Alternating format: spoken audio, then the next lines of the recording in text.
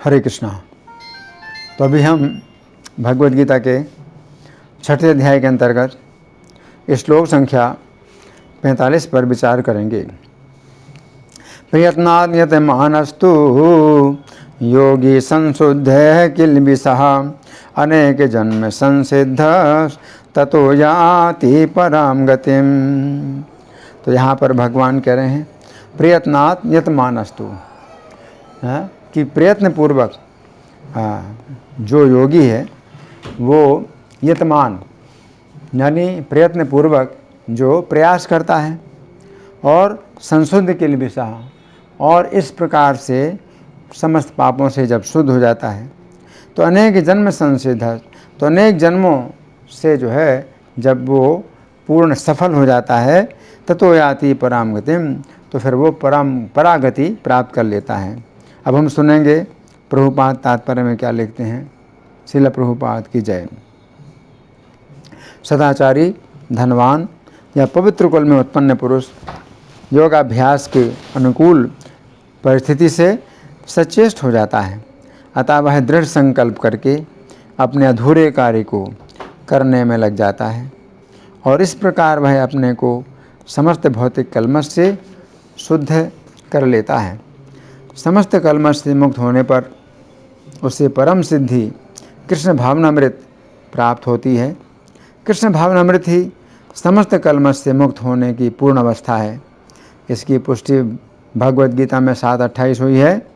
ये शाम त्वंदगतम पापम जनानाम पुण्य कर्मणाम ते द्वंद्व मोह निर्मुक्ता भजन्ते माम दृढ़ व्रता। अनेक जन्मों तक पुण्य कर्म करने से जब कोई समस्त कल्मश तथा मोहमय द्वंद्वों से पूर्णतया मुक्त हो जाता है तभी वह भगवान की दिव्य प्रेमा भक्ति में लग जाता है इति। तो यहाँ पर श्रील प्रभुपाद का तात्पर्य समाप्त हुआ। तो अब हम सुनेंगे श्री भगवान ने कहा में इस श्लोक की कैसी व्याख्या हुई है। पिछले श्लोक में श्री कृष्ण ने कहा था कि असफल योगी पूर्व जन्म के अभ्यास के कारण योग विधि को ग्रहण करता है तथा वेदों में कहे गए कर्म कांड का त्याग कर देता है। उस समय अर्जुन के मन में शंका हुई कि यदि योगी वेदों में कहे गए कर्म कांड का त्याग करता है तो उसे क्या गति प्राप्त होती है। अंतर्यामी होने के कारण श्री कृष्ण अर्जुन की शंका को समझ गए, अतः उन्होंने इस श्लोक में कहा कि वह योगी अनेक जन्मों की साधना के पश्चात श्री कृष्ण के धाम की प्राप्ति करता है। इस श्लोक में श्री कृष्ण की 2 अत्यंत महत्वपूर्ण शिक्षाएं हैं जिनकी हम क्रम पूर्वक चर्चा करेंगे।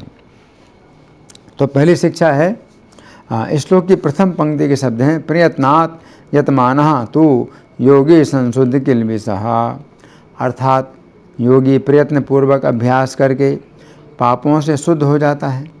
तो यहाँ पर श्री कृष्ण प्रयत्न पूर्वक अभ्यास करने की बात कह रहे हैं। प्रयत्न पूर्वक अभ्यास करने का अर्थ समझाते हुए श्रील प्रभुपाद इस श्लोक के तात्पर्य में लिखते हैं सदाचारी, धनवान या पवित्र कुल में उत्पन्न पुरुष योगाभ्यास के अनुकूल परिस्थिति से सचेष्ट हो जाता है, अतः वह दृढ़ संकल्प करके अपने अधूरे कार्य को पूरा करने में लग जाता है और इस प्रकार वो अपने को समस्त भौतिक कल्मश से शुद्ध कर लेता है इति। इस संबंध में योग की पूर्णता नामक पुस्तक में श्रील प्रभुपाद लिखते हैं, अतः ये तथ्य है कि योग की पूर्णता की ओर जीवात्मा की प्रगति में योगियों या भक्तों के परिवार में जन्म एक महान वरदान है, क्योंकि ऐसा जन्म व्यक्ति को विशेष प्रेरणा देता है। तो यहाँ पर श्री कृष्ण कह रहे हैं कि योगी प्रयत्न पूर्वक योग की साधना करता है। तो प्रयत्न का अर्थ है कि वो उन भक्तों की संगति करने का प्रयत्न करता है जो श्री कृष्ण चेतना में उससे आगे उन्नत हैं। इस संबंध में योग पथ नामक पुस्तक में श्रील प्रभुपाद लिखते हैं, जैसा कि इस श्लोक में संकेत किया गया है कि प्रगति करना अभ्यास पर निर्भर है। जब शिशु उत्पन्न होता है तो वह यह नहीं जानता कि किस तरह धूम्रपान करना चाहिए या शराब पीनी चाहिए। किंतु संगति से वह नशेबाज अथवा शराबी बन जाता है। संगति सबसे महत्वपूर्ण कारण है। उदाहरणार्थ, ऐसे अनेक व्यापारिक संघ हैं जिनके सदस्य बनने से व्यापार चटक जाता है। किसी भी प्रयास में संगति अत्यंत महत्वपूर्ण है। कृष्ण चेतना के विकास हेतु हमने अंतर्राष्ट्रीय कृष्ण भावामृत संघ की स्थापना की है, जिसमें कृष्ण चेतना अर्जित करने की विधियां बताई जाती हैं। हम हर व्यक्ति को इस संघ में आने तथा हरे कृष्ण कीर्तन करने के लिए आमंत्रित करते हैं। यह विधि कठिन नहीं है, यहाँ तक कि बच्चे भी इसमें सम्मिलित हो सकते हैं। इसके लिए पूर्व योग्यताएं आवश्यक नहीं हैं। इसके लिए किसी के पास स्नातकोत्तर या डॉक्टरेट की डिग्री होनी आवश्यक नहीं है। सबों के लिए हमारा आमंत्रण है कि वे इस संघ में सम्मिलित हों और कृष्ण भावना भावित बने। कृष्ण भावनामृत श्री कृष्ण से सीधे जुड़ने की विधि है। यह श्री चैतन्य महाप्रभु का विशेष उपहार है। यह विधि न केवल प्रत्यक्ष तथा तेज चलने वाली है, बल्कि व्यावहारिक भी है। यद्यपि संघ में प्रवेश लेने वाले अनेक लोगों में योग्यताएं नहीं हैं, किंतु संघ के संपर्क में आने मात्र से वे कृष्ण भावनामृत में अत्यधिक बढ़ चढ़ गए। इस युग में आयु अति अल्प है और ऐसी योग विधि जिसमें काफ़ी समय लगे, उससे सामान्य लोग लाभान्वित नहीं होंगे। कलयुग में सारे लोग अत्यधिक अभागे हैं और संगति अति बुरी है। इसलिए श्री कृष्ण से सीधा संपर्क करने की विधि हरि नाम की संस्तुति की जाती है। श्री कृष्ण अपने दिव्य नाम के रूप में उपस्थित हैं और हम उनका नाम सुनकर तुरंत उनसे संपर्क कर सकते हैं। श्री कृष्ण के नाम के श्रवण मात्र से हम भौतिक कलमश से तुरंत मुक्त हो जाती हैं। यहाँ पर श्री कृष्ण कह रहे हैं कि प्रयत्न पूर्वक योग साधना करके योगी पापों से मुक्त हो जाता है।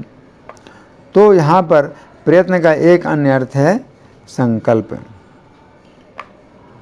इस संबंध में श्रील प्रभुपाद उक्त पुस्तक में आगे लिखते हैं, जैसा कि भगवद गीता के 7वें अध्याय में श्री कृष्ण कहते हैं, जिन मनुष्यों ने पूर्व जन्म तथा इस जन्म में पुण्य किए हैं और जिनके पाप कर्मों का पूर्णतया उच्छेदन हो चुका है, वे मोह के द्वंद्व से मुक्त हो जाते हैं और वे संकल्प पूर्वक मेरी सेवा में तत्पर होते हैं।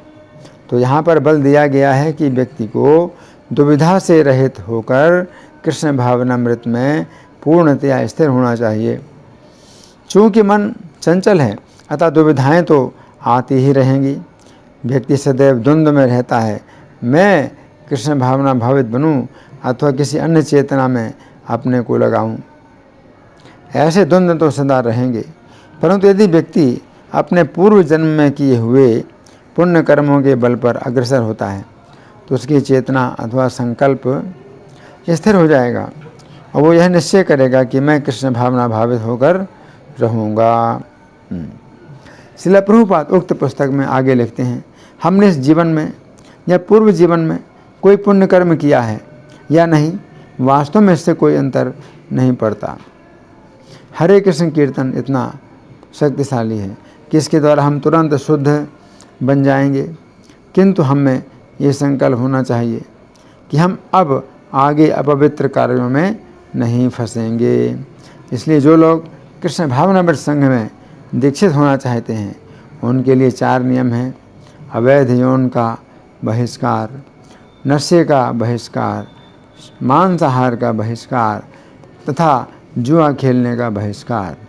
हम ये नहीं कहते कि यौन का बहिष्कार, अपितु हम कहते हैं अवैध यौन का बहिष्कार।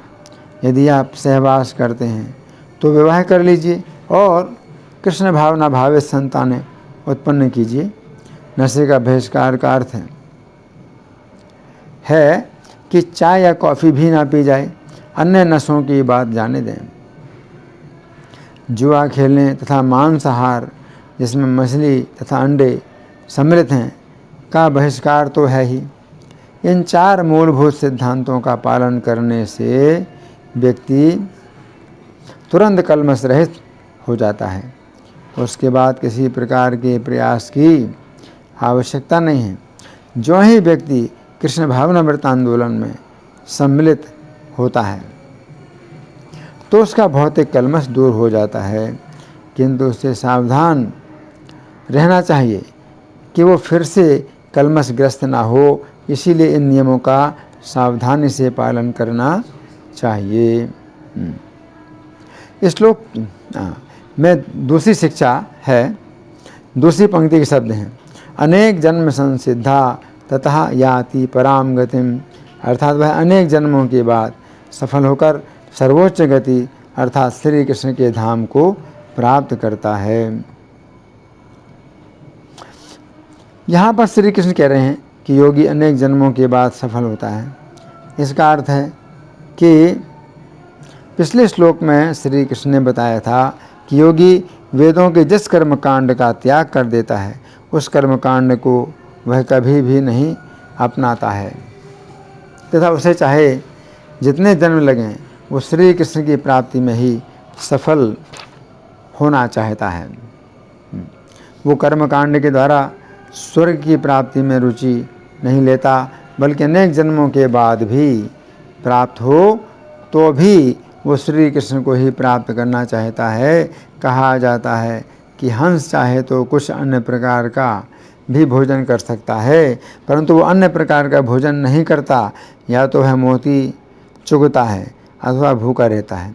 उसी प्रकार यहाँ पर श्री कृष्ण कह रहे हैं कि योगी कभी भी स्वर्ग जाना नहीं चाहता है, उसे चाहे जितने जन्म लगें, परंतु वो श्री कृष्ण को ही प्राप्त करना चाहता है। यहाँ पर श्री कृष्ण कह रहे हैं कि योगी अनेक जन्मों के बाद सफल होता है। अब यदि उसको कोई शंका करे कि योगी अनेक जन्मों के बाद सफल होता है, अब यदि कोई शंका करे कि योग की परम सफलता का अर्थ क्या है, तो हमें समझना चाहिए कि योग की परम सफलता कृष्ण भावनामृत ही है। श्री कृष्ण में मग्न होना ही योग की पूर्ण अवस्था है। जैसा कि श्री कृष्ण गीता 7:19 में स्वयं पुष्ट करते हैं, अनेक जन्मों के बाद जिसे सचमुच ज्ञान होता है वह मुझको समस्त कारणों का कारण जानकर मेरी शरण में आता है। ऐसा महात्मा अत्यंत दुर्लभ होता है। इति अतः कई जन्मों के पुण्यों का जब उदय होता है उस समय व्यक्ति भ्रामक द्वंद्वों से उत्पन्न समस्त दूषणों से मुक्त हो जाता है तथा वह श्री कृष्ण की दिव्य सेवा में नियुक्त हो जाता है। यहाँ पर श्री कृष्ण कह रहे हैं कि अनेक जन्मों के पश्चात संसिद्धि प्राप्त करके योगी परागति प्राप्त करता है। इस संबंध में श्री कृष्ण गीता 8:15 में कहते हैं कि जो लोग परम संसिद्धि प्राप्त करते हैं वे श्री कृष्ण को प्राप्त करते हैं तथा इस दुख तथा मृत्यु के संसार में पुनः जन्म नहीं लेते हैं। इस प्रकार पता चलता है कि इस श्लोक में जिस परागति की बात बताई गई है वो परागति श्री कृष्ण के धाम की ही प्राप्ति है। उक्त श्लोक के तात्पर्य में श्रील प्रभुपाद लिखते हैं, चूँकि ये नश्वर जगत जन्म जरा तथा मृत्यु के क्लेशों से पूर्ण है, अतः जो व्यक्ति परम संसिद्धि प्राप्त करता है और परम लोक कृष्णलोक या गोलोक वृंदावन को प्राप्त होता है वह वहाँ से कभी वापस नहीं आना चाहता। दूसरे शब्दों में यह लोक हमारी भौतिक दृष्टि से परे है और अवर्णनीय है, किंतु ये चरम लक्ष्य है जो महात्माओं का गंतव्य है। यही जीवन की सबसे बड़ी सिद्धि है। इति इस संबंध में योग पथ नामक पुस्तक में श्रील प्रभुपाद लिखते हैं, असफल योगी किसी अच्छे परिवार में या पुण्यात्मा धनी अथवा राजसी परिवार में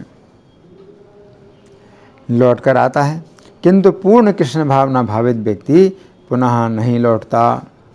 वो नित्य आध्यात्मिक आकाश में गोलोक वृंदावन को प्राप्त करता है।